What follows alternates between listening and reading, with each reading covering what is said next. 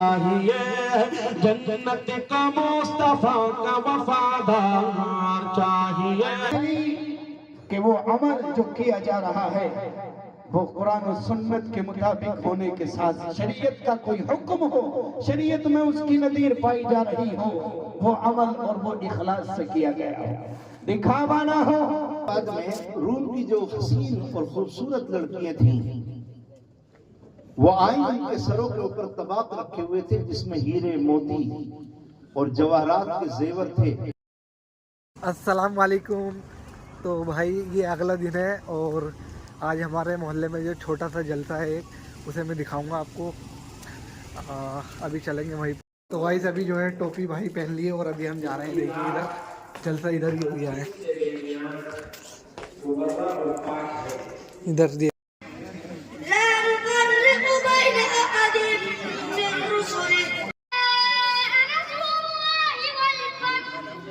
تم بھی دیکھ رہے ہو۔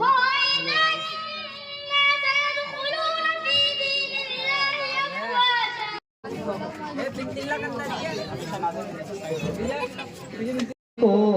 فائدہ ہو جائے گا، بس تھوڑی سی کو بڑھا دو کہ پڑھ درود پاک تجھ کو فائدہ ہو جائے گا، پڑھ درود پاک تجھ کو فائدہ ہو جائے گا۔ مگن ٹوٹ کر جیسے گر جائے گا یہ گگن۔ اعوذ باللہ من الشیطان الرجیم،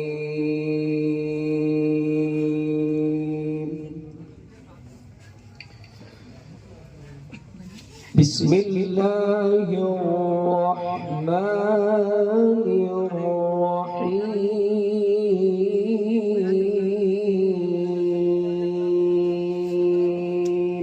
ماشاء اللہ۔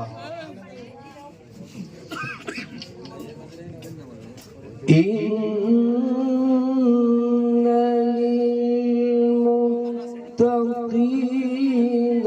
مفازا، آپ اگر بلائیں گے یا خدا مدینے میں،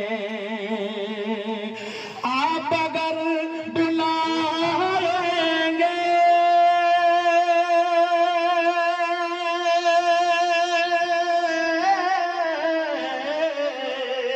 یا خدا مدینے میں، آپ اگر بلائیں گے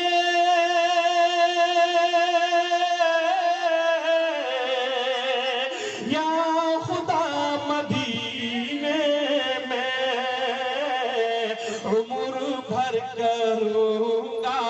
میں نوکری مدینے میں، عمر بھر کروں گا میں نوکری مدینے میں۔ چاہیے جنت کا مصطفیٰ کا وفادار چاہیے، دوزخ کو ہر طرح کا گنہگار چاہیے، جنت کا مصطفیٰ کا وفادار چاہیے، رضوان تیری بہشت کو دیکھیں گے بعد میں، دیکھیں گے بعد میں، دیکھیں گے بعد میں، پہلے میرے رسول کا دیدار چاہیے، پہلے میرے رسول کا دیدار چاہیے۔ اللہ رے شان یہ عظمت رسول کی، آتی ہے آسمان سے دعوت رسول کی، اللہ رے شان یہ عظمت رسول کی، آتی ہے عرش پاک سے دعوت رسول کی، مکڑی کا جالا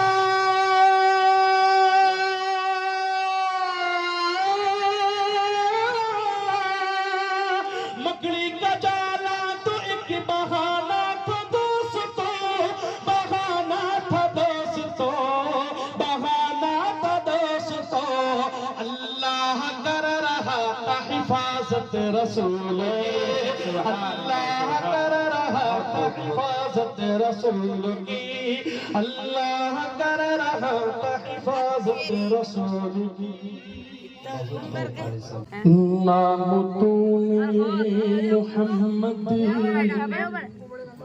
अली रख लिया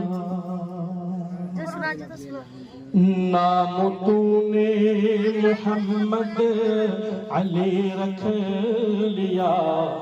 क्या यही बस मुसलमान की पहचान है क्या यही बस मुसलमान की पहचान है घर में कुरान को तूने बंद कर दिया घर में कुरान को तूने बंद कर दिया क्या यही बस मुसलमान की पहचान है कि किसी का कोई बाप बाद में है उसका बंदा पहले है किसी का बेटा बाद में है उसका बंदा पहले है किसी के आदमी को किसी को उसके जेरे तहत और जेरे तसल्लुत अगर वक्ती तौर पे अल्लाह ने दे दिया तो इसका ये मतलब नहीं है कि वो इंसान उसका मालिक बन गया अगर वक्ती तौर से दिल बहलाने के लिए और आंखों को ठंडा करने के लिए अल्लाह ने किसी को औलाद दे दी या माँ बाप अता फरमा दिए तो ये मतलब नहीं कोई औलाद माँ बाप की मालिक बन गई या कोई माँ बाप औलाद के मालिक है मालिक अल्लाह है खालिक अल्लाह है वो जब चाहे जिसे चाहे जहाँ चाहे जिस तरह चाहे इस कायनात से उठा ले उसे कोई रोकने वाला नहीं और ये उसका निजाम है एक आता है तो दूसरा चला जाता है ये उसका निजाम है और हजारों साल से ये निजाम चला आ रहा है हजारों साल से कितने लाखों करोड़ों अरबों खरबों लोग इस दुनिया में आए और चले गए कोई बाकी नहीं रहा और न कोई बाकी रहेगा वो जात जिसके सदक़े और तुफैल में इस जमीन का फर्श बनाया गया और आसमान को छत बनाया गया वो हस्ती जिसके सदक़े में हवाएं चलाई गई और वो जात जिसके तुफैल में चांद रोशन हुआ और सूरज में चमक आई और तारे टिमटिमाए वो जात इस दुनिया में हमेशा बाकी नहीं रही तो मेरी और आपकी क्या हैसियत है ये खुदा का निजाम है जो आया है वो जाएगा जो पैदा हुआ है वो मरेगा ये दुनिया ये बाकी रहने वाली नहीं है ये दुनिया इसको बका हासिल नहीं है इसको फना होना है कुल्लु मन अलैहा फान रूए जमीन का एक एक जर्रा और पहाड़ इस दुनिया से रुखसत हो जाएगा फना हो जाएगा अल्लाह ताला ने इस कायनात में हर शय की डेट फिक्स कर रखी है और तारीख मुकर्रर कर रखी है वक्त मुतय्यन किया हुआ है इज़ा जाअ अजलुहुम ला यस्तअखिरून साअतन वला यस्तक़दिमून खुदावंद कुद्दूस फरमाता है हर चीज का एक वक्त मुकर्रर है जमातों का बनाया हुआ निजाम कबूल नहीं किया जाएगा दो बातें सवाब हमें मिलने के लिए पहली कि वो अमल जो किया जा रहा है वो कुरान और सुन्नत के मुताबिक होने के साथ शरीयत का कोई हुक्म हो शरीयत में उसकी नज़ीर पाई जा रही हो वो अमल और वो इखलास से किया गया हो दिखावा ना हो बिरादरी का प्रेशर ना हो अपना मुंह उजाला करने के लिए ना किया गया हो किसी की धमकी की वजह से ना हो किसी की लान तान और मलामत के डर से ना हो खालिस अल्लाह की रजा के लिए वो अमल किया गया हो और अगर खालिस अल्लाह की रजा नहीं है दिखावा है तो फिर उसका कोई सवाब नहीं मिलेगा इन्नमल अमालु बिन्नियात अल्लाह के नबी सल्लल्लाहु अलैहि वसल्लम ने फरमाया अमाल का दारो मदार नियतों पर है व इन्नमा लिम्रिइन मा नवा जिसकी जैसी नियत होगी वैसे ही उस पर उसको अजर मिलेगा नियत अल्लाह को राजी करने की है सवाब मिलेगा बंदों को दिखाने की है सवाब नहीं मिलेगा حدیث کے اندر صاف آتا ہے 3 لوگ اٹھائے جائیں گے پہلے قیامت کے دن، ان میں سے ایک وہ ہوگا جس نے ہر ایک کا نیت پہ فیصلہ ہوگا، ایک شہید ہوگا، ایک مالدار ہوگا جس نے بہت پیسہ خرچ کیا ہوگا، اور ایک قاری قرآن ہوگا، ایک دین کا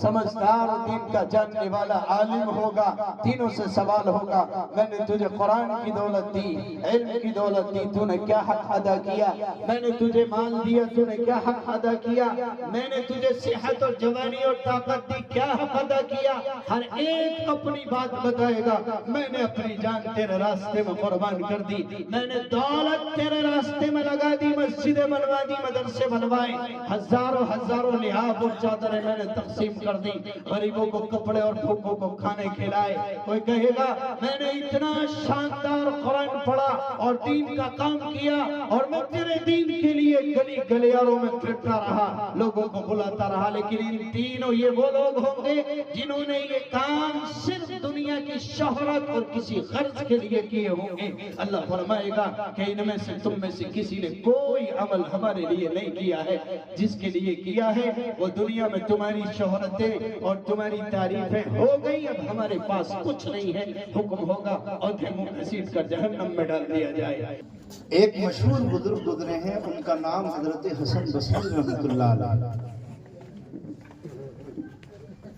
وہ روم کے علاقے میں ایک مرتبہ گھومنے کے لیے تشریف لے گئے۔ وہاں کے ایک مقامی آدمی کو انہوں نے ساتھ لیا، اور پہاڑوں میں اور صحراؤں میں وہ گھومنے کے لیے نکل گئے۔ اس آدمی کے ساتھ جب ایک وہ پہاڑی علاقے میں گئے تو دیکھا کہ وہاں پر ایک خیمہ لگا ہوا ہے، اور بہت سارے لوگ میلے کی شکل میں وہاں موجود ہیں۔ حضرت حسن بصری رحمۃ اللہ علیہ نے دیکھا کہ وہاں اس میلے میں اچانک انہوں نے دیکھا کہ روم کے جو بڑے بڑے ڈاکٹر تھے اور بڑے بڑے حکیم اطباء تھے، وہ اپنی جماعت کے ساتھ آئے، اور جو خیمہ لگا ہوا تھا اس خیمے کا انہوں نے طواف کیا، اور طواف کرنے کے بعد میں ان کا جو سب سے بڑا ڈاکٹر تھا وہ اس طواف کے اس خیمے کے دروازے کے قریب آیا،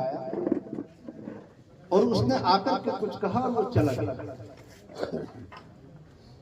تھوڑی دیر کے بعد میں روم کی جو حسین اور خوبصورت لڑکیاں تھیں وہ آئیں، ان کے سروں کے اوپر طباق رکھے ہوئے تھے جس میں ہیرے، موتی اور جواہرات کے زیور تھے، سونے اور چاندی کے انبار ان طباقوں میں لگے ہوئے تھے۔ وہ آئے اور آنے کے بعد میں انہوں نے اس خیمے کا طواف کیا۔ بعد میں اس کنیزوں کی جو ملکہ تھی وہ اس خیمے کے دروازے پر آئی اور کچھ کہا اور وہ بھی چلی گئی۔ تھوڑی دیر کے بعد میں حضرت حسن بصری رحمۃ اللہ علیہ نے دیکھا کہ روم کے بادشاہ کی جو فوج تھی وہ آئی، اور آنے کے بعد میں اس نے اس خیمے کا طواف کیا، اور طواف کرنے کے بعد میں جو فوج کا کمانڈر تھا اس نے اس خیمے کے دروازے پر کچھ کہا اور وہ بھی چلا گیا۔ آخر میں بادشاہ اپنے تمام وزراء کے ساتھ آیا، اور آنے کے بعد میں اس نے خیمے کا طواف کیا، اور بادشاہ نے اس خیمے کے دروازے پر کچھ کہا اور وہ بھی چلا گیا۔ حضرت حسن بصری رحمۃ اللہ علیہ کو بڑی حیرت ہوئی۔ آپ نے اپنے رہنما اور راستہ دکھانے والے سے پوچھا کہ یہ بتاؤ کہ یہ کون، اس خیمے میں کیا ہے، اور اتنے لوگوں نے اس خیمے کا طواف کیا ہے اور انہوں نے اس کے دروازے پر جا کر کے کیا کہا؟ آپ کو حیرت ہوگی۔ اس آدمی نے کہا کہ حسن بصری، اس خیمے کے اندر بادشاہ کے نوجوان بیٹے کی قبر ہے، اور کہا جاتا ہے کہ یہ لڑکا بادشاہ کے اولاد میں سب سے زیادہ ذہین اور بہادر تھا۔ لوگ کہا کرتے تھے کہ اگر بادشاہ کے بعد میں کوئی اس ملک کی کمان سنبھال سکتا ہے، تخت شاہی پر بیٹھ سکتا ہے، تو اس لڑکے کے اندر ہی وہ صلاحیت ہے کہ وہ اس ملک کا بادشاہ ہے۔ لیکن نوجوانی میں اس کا انتقال ہو گیا۔ اب یہ بادشاہ ہر سال اپنے بیٹے کی موت کے وقت میں